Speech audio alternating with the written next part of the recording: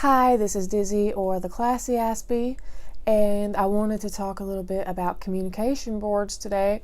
And if you're wondering where yesterday's video went, I'm about to get to that. So if you're new here, I am diagnosed with Asperger's, which was then reconfirmed as Autism 1. And I was diagnosed as an adult. I've been diagnosed for almost 10 years now. I'm an author. I'm also a mother. And I've been doing advocacy work my whole adult life.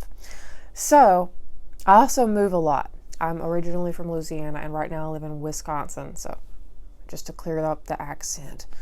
I have found a special needs park here called the Shaw Family Playground, and I made a video yesterday about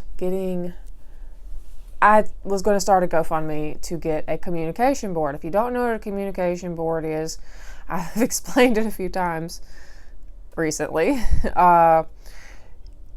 badly.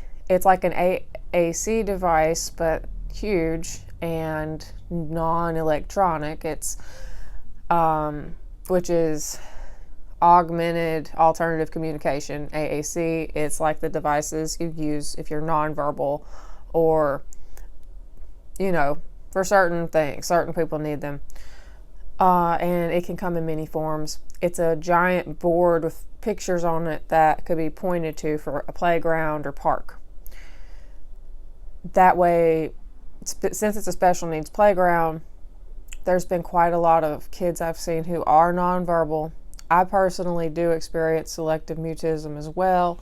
There are kids at the park who do not speak English, and even though that's obviously not the same as a disability, it would make communicating back and forth between the kids much easier, as well as make it easier for kids who might not have appropriate facial expressions for their emotions to be able to tell their parent, I don't feel good, or I'm hungry, or I need to go to the bathroom, and to communicate to other children, whether they're verbal or not, that they want to jump or play, etc. It also helps if a child's hearing impaired, because they can point to what they want to do, and it makes it much more accessible to just play. It's also really useful for anyone with dementia. Not that people with dementia go to the playground to play, but that doesn't mean they don't go to the playground at all. It's a family playground. I talked to someone from the city today, and as well as the people who own the park, and I have it seems like it's going to happen, whether I do the fundraising or whether they use what they use to get how they made the playground, essentially. They basically think it's a good idea from what I can tell. So it seems like we'll probably be getting a communication board put in the park. Obviously, I don't know about installing, how that would work, because I know where it should go in my mind, but that's not my expertise here. I am glad that people have been so receptive about it. It's actually kind of refreshing, especially since yesterday at the playground, my kid was playing with another kid, and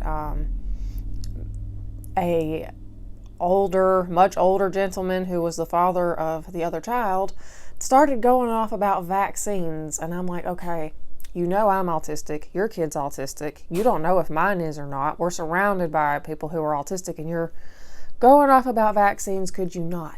Anyway, that wasn't a pleasant experience yesterday, but it's been a nice today, having actual people be receptive when you're like, hey, this would improve something and make things easier for kids, because I've definitely had my kid try to talk to nonverbal children. She doesn't care if you can speak back necessarily. She will find a way to communicate with you. The board would make it so much easier for those kids to communicate back. Otherwise, it's just, here's my Pikachu, here's my doll, here's my Pikachu. So I don't know exactly how long this will take and what I'm necessarily going to need to do, if anything, about fundraising, because like I said, this is a whole park. They have their own ways of getting things done, and to them it's not a lot of money because they have a whole, like, probably trust for that.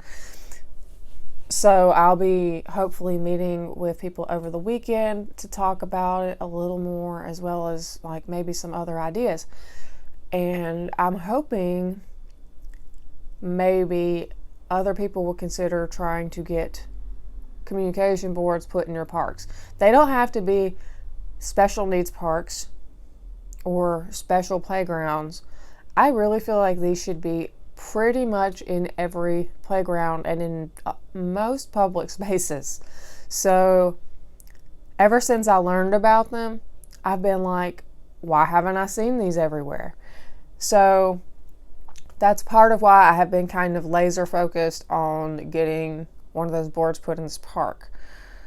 So I'm going to have the link to the board I'm talking about, and I might like insert an image or something. So tell me what you think of the boards, and I'm kind of happy that I'm getting something actually done in the real world for autism related things.